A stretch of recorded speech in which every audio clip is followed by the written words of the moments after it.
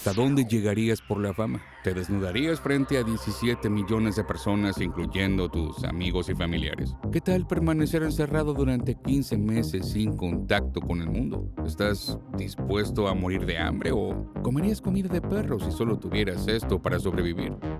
Quizá tu respuesta sea un no rotundo, pero esto no fue lo que en 1998 un joven comediante japonés llamado Nasubi decidió. Este hombre aceptó participar en lo que parecía un inofensivo programa de televisión para catapultar su carrera. Sin embargo, el reto se convirtió en su peor pesadilla. ¿Cómo fue posible que algo que hoy llamaríamos tortura se transmitiera en televisión en vivo? ¿Por qué el público nunca dejó de ver? Esta es la historia del espectáculo mediático más perturbador que ha existido. Tomoaki Hamatsu nació en la pequeña ciudad de Fukushima, Japón. Era un chico tranquilo, hijo de un policía, una madre ama de casa y con una hermana mayor. Debido al trabajo de su padre, la familia se mudaba constantemente y esto impidió que Hamatsu pudiera conectar con sus compañeros. Durante su infancia, todo el tiempo sufrió de acoso escolar. La única forma en que Hamatsu podía relacionarse con los demás era aceptando las burlas dirigidas hacia él. La más popular de todas fue Nasubi, que significa berenjena, un apodo que se burlaba de su rostro de forma alargada. Pero en lugar de dejar que esto lo afectara, decidió apropiarse del nombre y creó una especie de alter ego. En muchos sentidos, este nombre fue su escudo contra los abusos. Se dio cuenta que si lograba hacer reír a la gente, era menos probable que lo atacaran. Con su nuevo nombre, el joven de Fukushima empezó a desarrollar un amor por la comedia, inclinándose por un estilo torpe con el que se ridiculizaba a sí mismo. Pero ser un comediante local no le iba a garantizar una carrera. Si Nasubi quería ganarse la vida con la comedia, necesitaba dar un paso gigante. Y a pesar de la desaprobación de su familia, fijó su mirada en la gran ciudad. Tokio sería el inicio de su sueño. Sus padres no estaban entusiasmados con la idea, pero la apoyaron bajo una sola condición. Hagas lo que hagas, no te vayas a desnudar. Ya en Tokio y durante los primeros años de su trabajo, gran parte de su personalidad giraba en torno a su necesidad de aceptación. Era lo que muchos describirían como una persona en exceso complaciente. Este fue justo el ingrediente perfecto que lo convertiría más tarde en el blanco perfecto de productores oportunistas. Nasubi practicó su arte en pequeños clubes de comedia de la gran ciudad. La mayoría de sus intentos fracasaron, pero no se rindió, hasta que por un golpe de suerte o quizá falta de ella, consiguió una audición en televisión que cambiaría su vida.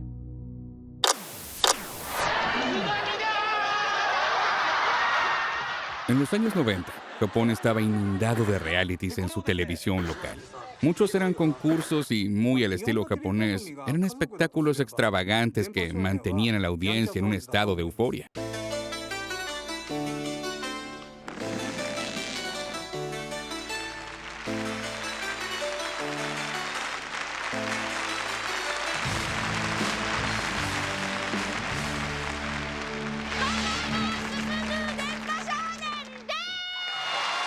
Pero de todos, Suzumu Denpa Shonen era el más extraño. Este programa mostraba el lado oscuro del entretenimiento. Su premisa consistía en llevar a los participantes al límite, solo para complacer a los espectadores. Aquí entra Toshio Tsuchiya, el creador y productor de Denpa Shonen. Tsuchiya era lo que muchos describirían como un hombre intenso dispuesto a sacrificar su vida por el éxito. A diferencia de otros productores de reality shows, Tsuchiya no buscaba crear celebridades. Para él la fama no era el objetivo, sino la esencia del ser humano. Él estaba convencido que todos los humanos son entretenidos. Su trabajo consistía en extraer el lado más interesante de cada persona, y por eso se centraba en individuos dispuestos a hacer cualquier cosa por triunfar. Nasubi y Tsuchiya tenían algo en común. Ambos eran hijos de un policía y crecieron mudándose de ciudad constantemente. Pero mientras Nasubi buscó la aprobación de los demás, Tsuchiya tomó un camino diferente. En lugar de intentar hacer amigos, se convirtió en un observador silencioso. Alguien que estudiaba a las personas, analizaba su comportamiento y entendía sus motivaciones. En esa época la televisión era la vía de escape del estrés cotidiano.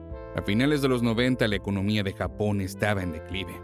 La La gente lidiaba con deudas, negocios fallidos y crisis inmobiliaria. Programas como Denpa Shonen eran una especie de sedante que convencía a los demás que al menos su vida no estaba tan mal como la de los otros. A medida que crecía la audiencia para el programa de Tsuchiya, el productor comenzó a idear su próximo gran proyecto. Esta vez llevaría las cosas donde nadie se había atrevido a explorar antes. Así nació Una vida de premios. El concepto de este programa era especial.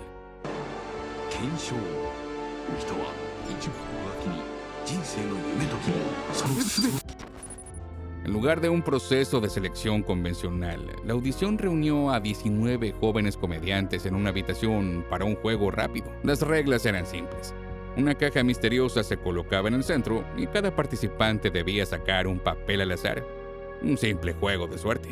Esto se transmitió en vivo por Denpa Shonen, permitiendo que el público viera parte del proceso detrás de cámaras. Uno a uno, los aspirantes sacaron sus papeles y revelaron sus resultados. Nasubi fue el afortunado ganador. Con los ojos vendados, fue escoltado a la siguiente fase del proceso. Sin saberlo, entró a un pequeño apartamento. Le quitaron la venda y se encontró cara a cara con el legendario Tsuchiya. Imagina todo lo que podrías esperar en el momento en que te conviertes en la estrella de un programa de televisión. Esperarías abrazos, aplausos, felicitaciones y sonrisas, pero en su lugar, lo único que Nasubi escuchó fue «desvístete». Impactado, Nasubi dudó en seguir la orden, pero Tsuchiya tenía una presencia intimidante, imposible de ignorar. Así que obedeció. La desnudez total no estaba permitida en televisión, así que debían censurarlo de alguna manera. La solución, una berenjena animada cubría sus genitales en cada emisión. Y no, en ese entonces la berenjena no tenía el mismo significado que tiene hoy. Simplemente era una referencia burlona a su apodo. Mientras todo esto ocurría, los dos sonreían. La de Nasubi era una sonrisa nerviosa. La de Tsuchiya, una expresión siniestra. Parecía disfrutar cada segundo de lo que estaba por venir. Tsuchiya le aseguró a Nasubi que la mayor parte de las grabaciones no saldría al aire. Pero esto fue una mentira que de manera ingenua Nasubi creyó. El programa empezó y las reglas al principio parecían sencillas. El juego giraría en torno a la suerte y los sorteos. El hombre debería enviar su nombre y dirección en postales a los editores de las revistas para tener la oportunidad de ganar. Cada una ofrecía una variedad de premios aleatorios y la única manera de completar el juego era acumular 1.000.000 de yenes en premios. En ese momento eso equivalía a unos $8,000.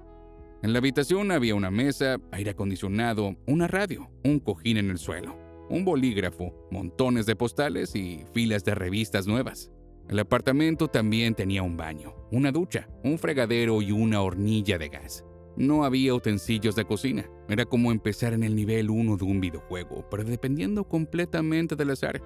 Y como descubriríamos más tarde, de la manipulación en su contra. La experiencia se hacía cada vez más solitaria para el joven comediante. Aunque justo al lado de su habitación, el equipo de producción de Denpa Shonen tenía un cuarto que funcionaba como centro de operaciones. Así que un grupo de técnicos estaba siempre presente, listo para cumplir cualquier instrucción de los productores. Durante las grabaciones, muchas líneas fueron cruzadas. Desde el principio, un asistente entraba sigilosamente a su habitación cada mañana para encender la cámara antes de que despertara. También cambiaban las baterías y hacían ajustes para asegurarse de que la grabación fuera clara. El equipo tenía acceso a material grabado las 24 horas del día, el cual luego era editado en segmentos de 6 minutos para el programa. Sin embargo, el público empezó a dudar de la autenticidad de lo que veían. Así que Tsuchiya decidió transmitir un live stream continuo en su sitio web para que cualquiera pudiera verlo en tiempo real. El concurso cada vez se tornaba más íntimo, oscuro y deprimente. Para darle al público una idea de su estado mental, Nasubi recibió un cuaderno para escribir. La mayoría de sus entradas hablaban de comida y de la tristeza que sentía por su mala suerte. Otras eran más desgarradoras, pensamientos sobre su familia y el mundo exterior. También escribió sobre la culpa que sentía por haber roto la única regla que sus padres le habían pedido respetar: no desnudarse. Mientras todo esto pasaba dentro de la mente del comediante, el programa televisivo se convertía en un fenómeno del que todos querían saber más. La prensa descubrió la ubicación donde se estaba filmando el programa. Bajo las reglas aparentemente simples del programa, había múltiples capas de manipulación mental que obligaban a Nasubi a seguir atrapado en condiciones cada vez más inhumanas. La primera y más obvia era la atracción de los premios. Sí, el objetivo final era ganar 1.000.000 de yenes, pero Nasubi había llegado al punto donde lo único que realmente le importaba era satisfacer sus necesidades más básicas. Recordemos que la intención del programa era que el comediante debía enviar postales para probar su suerte e intentar ganar la mayor cantidad de premios. Gracias a su rutina y la extraña naturaleza de las condiciones de vida de Nasubi, dejaron de ser su foco principal. En lugar de enfrentarse a la angustia mental de la soledad, aprendió a seguir el programa y establecer un patrón. En psicología, este concepto se conoce como bucle de hábito. Un bucle de hábito suele constar de 4 elementos. Primero, un estímulo, el detonante que activa un comportamiento. En el caso de Nasubi, el aislamiento y la falta de actividades. Luego, el deseo, una motivación o impulso que lleva a la acción. Para Nasubi, la urgencia de satisfacer sus necesidades básicas y su sensación de progreso lo impulsaban a escribir postales. En tercer lugar, la rutina, esa acción que se repite constantemente. Para sobrevivir tenía que enviar postales a los sorteos todos los días. La única recompensa que recibía era la satisfacción obtenida del comportamiento. Esto le dio un propósito para continuar cada día en una transmisión que empezaba a parecer una tortura. La esencia de este programa se basaba en que Nasubi recibiera premios de manera esporádica. No había ninguna previsibilidad sobre qué tipo de premio podía obtener. Con cada victoria existía la posibilidad de recibir una recompensa que reforzara su comportamiento, manteniéndolo enganchado a pesar de las condiciones extremas en las que vivía. En psicología existe un concepto conocido como refuerzo intermitente, el cual juega un papel crucial en hacer que alguien persista en una conducta. Cuando las recompensas son impredecibles, es más fácil mantener a una persona motivada para continuar con una acción. Hoy en día, una de las mayores manifestaciones del refuerzo intermitente se encuentra en el juego de apuestas. La aleatoriedad de las ganancias resulta emocionante, y obtener un premio grande se siente como un logro bien merecido, mientras que algunas personas necesitan dedicar horas de trabajo duro para obtener una ganancia. La idea de ganar un premio con un golpe de suerte en una tragamonedas resulta sumamente atractiva. Pero después de que el refuerzo intermitente se establece, romper el hábito será casi imposible. Sobrevivir a base de galletas saladas, arroz e incluso comida para perros fue una tortura. Después de 335 días de aislamiento absoluto, Nasubi ganó un juego de neumáticos y finalmente alcanzó la meta: 1.000.000 de yenes en premios. ¿Cómo lo celebraron? De la manera más cruel posible. En plena noche, Tsuchiya y un equipo de cámaras irrumpieron en la habitación de Nasubi con linternas, iluminándole el rostro mientras estallaban confeti sobre él. El estruendo fue aterrador. Nasubi despertó aturdido. Tardó varios minutos en comprender que aquella escena caótica era en teoría su celebración. Y fue justo en ese momento cuando se hizo el daño real. Después de un año sin apenas contacto humano, el comportamiento de Nasubi había perdido naturalidad. Sus sonrisas parecían forzadas, sus expresiones vacías. Había dejado de ser el mismo. Sin embargo, Tsuchiya continuó con su plan. El equipo tenía algo más preparado para Nasubi, así que le volvieron a vendar los ojos. Esta vez lo llevaron hasta un muelle y lo embarcaron en un ferry con destino secreto. Cuando llegó a su destino, descubrió que estaba en Corea del Sur. Allí Nasubi tuvo unas pequeñas vacaciones. Lo llevaron a un restaurante de barbacoa y pasó un rato en un parque de diversiones. A simple vista parecía una experiencia agradable, pero cuando la celebración terminó, le entregaron un frasco de kimchi. Le vendaron los ojos de nuevo y lo llevaron a su siguiente ubicación. Cuando le quitaron la venda, todo le resultaba familiar. La pesadilla había comenzado de nuevo. ¿Había aceptado de nuevo Nasubi someterse a la tortura? ¿O era un plan macabro en el que la víctima había perdido toda clase de control? Para Tsuchiya este fue un movimiento calculado, uno que llevaba planeando durante mucho tiempo. Las vacaciones fueron diseñadas con un solo propósito: levantarle el ánimo para luego destruirlo en nombre del entretenimiento. Acá la única pregunta era si Nasubi aceptaría de nuevo entrar en el juego. Se necesita un nivel extremo de manipulación psicológica para ejecutar un plan como este. Pero Tsuchiya sabía que Nasubi estaba destruido en alma y mente. Los métodos de Tsuchiya nos recuerdan los utilizados por algunos de los líderes de culto y figuras más controvertidas de la historia. Desde la infancia, Nasubi había sido una persona que buscaba aprobación, al punto de aceptar un cruel apodo sin cuestionarlo. A simple vista esto no parece muy grave, pero en manos de alguien como Tsuchiya, un joven como Nasubi se convertía en presa fácil. No es difícil imaginar que Nasubi nunca comprendió del todo la gravedad de su situación. Existen técnicas para evitar que alguien se escape, incluso si la puerta está abierta de par en par. Y te las explicaré en un momento. Como dijo Dostoyevsky, la mejor manera de evitar que un prisionero escape es asegurarse de que nunca sepa que está en una prisión. Una de las características de Nasubi que más llamó la atención de Tsuchiya fue su tendencia a la sumisión. La sumisión es un concepto interesante, especialmente cuando se analiza en el contexto de la historia de Nasubi. Para los psicólogos, esto implica comprender cómo y por qué algunas personas están dispuestas a someterse a figuras de autoridad o a individuos dominantes. Nasubi aspiraba a convertirse en un comediante exitoso, y era fácil ver la relación entre él y Tsuchiya. Tsuchiya estaba en la cima, dirigía uno de los programas más grandes del momento y para Nasubi parecía el hombre que tenía las llaves para alcanzar el éxito. Si quería triunfar, tenía que aprender de él y seguir sus reglas. Durante la mayor parte del programa, Tsuchiya fue la única fuente de interacción humana para Nasubi. Esto le dio un poder absoluto sobre él, permitiéndole influir en su percepción de la realidad y asegurarse de que siguiera creyendo que estaba justo donde debía estar. Acá vamos a mencionar un término que se ha vuelto popular en los últimos años: el gaslighting. Esta es una forma de manipulación en la que una persona busca hacer que otra dude de su percepción, memoria e incluso su cordura. Cada palabra que salía de la boca de Tsuchiya se presentaba como una verdad absoluta.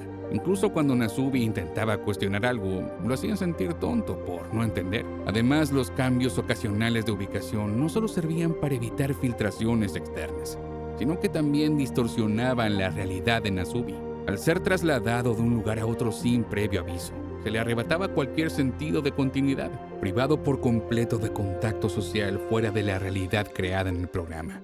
El mundo de Nasubi se redujo a los límites de su habitación, pero esto lo vivimos todos y nunca nos ofrecieron un premio a cambio. ¿Recuerdas el COVID-19? De un momento a otro la gente fue apartada de sus rutinas, de sus interacciones sociales y se vieron obligados a vivir en un aislamiento profundo durante largos periodos, lo que provocó sentimientos de soledad y ansiedad que muchos nunca habían experimentado antes. En comparación con la pandemia, el aislamiento de Nasubi fue mucho más extremo. Duró más de un año y existió únicamente con el propósito de entretener a las masas. Esa falta de un propósito real para su sufrimiento hizo que todo fuera peor.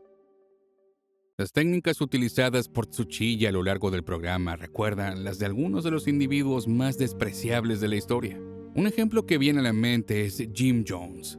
Jones fue un líder de culto estadounidense que utilizó la manipulación psicológica para controlar a sus seguidores y llevarlos a tomar decisiones extremas, lo que culminó en un suicidio masivo en 1978. Otro caso con similitudes es el de Charles Manson. Durante los años 60, Manson se presentaba ante sus seguidores como Jesús o como el diablo.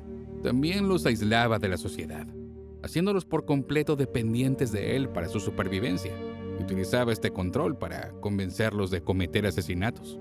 Podría haber escapado si realmente lo hubiera querido. Psicológicamente sientes que, en lugar de huir o hacer algo drástico, quedarte quieto y no causar problemas es la opción más segura. ¿Alguna vez viste The Truman Show, protagonizada por Jim Carrey?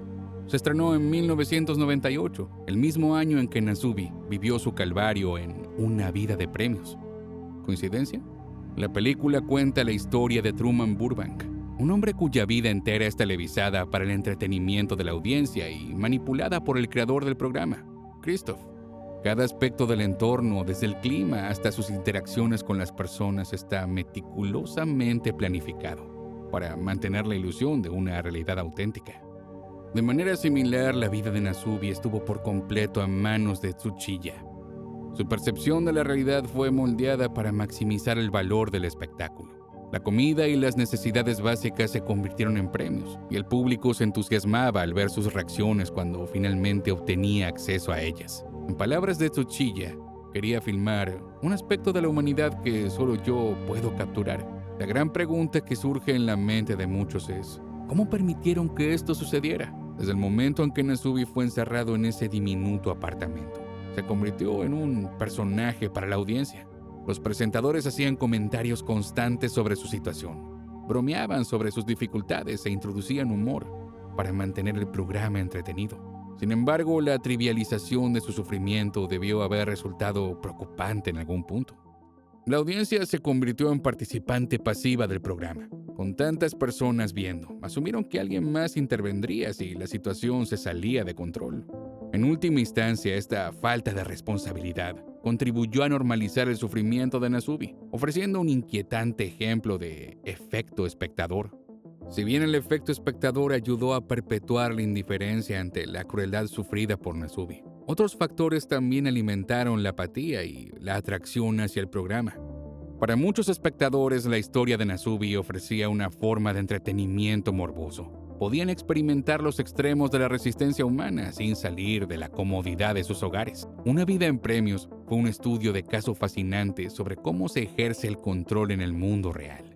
Aunque hoy en día puede parecer fácil categorizar el programa como una anomalía aislada, la realidad es que existen conexiones profundas entre su dinámica y las estructuras de nuestra sociedad. El programa guarda muchas similitudes con 1984, la novela distópica de George Orwell que describe un mundo donde el gobierno ejerce control absoluto sobre sus ciudadanos a través de la vigilancia constante y la manipulación. En el universo de Orwell, los individuos son observados en todo momento y sus comportamientos están determinados por una autoridad omnipresente. De la misma manera, la autonomía de Nasubi fue por completo eliminada. Su vida dejó de ser suya para convertirse en un guión diseñado con un solo propósito: el entretenimiento de otros. En el mundo real, los mecanismos de control existen de formas más sutiles, pero igualmente omnipresentes. La censura, la propaganda y la vigilancia son herramientas utilizadas por algunos gobiernos para manipular la información y dar forma a la percepción de la sociedad. Los sistemas económicos también desempeñan un papel fundamental en el control de los individuos.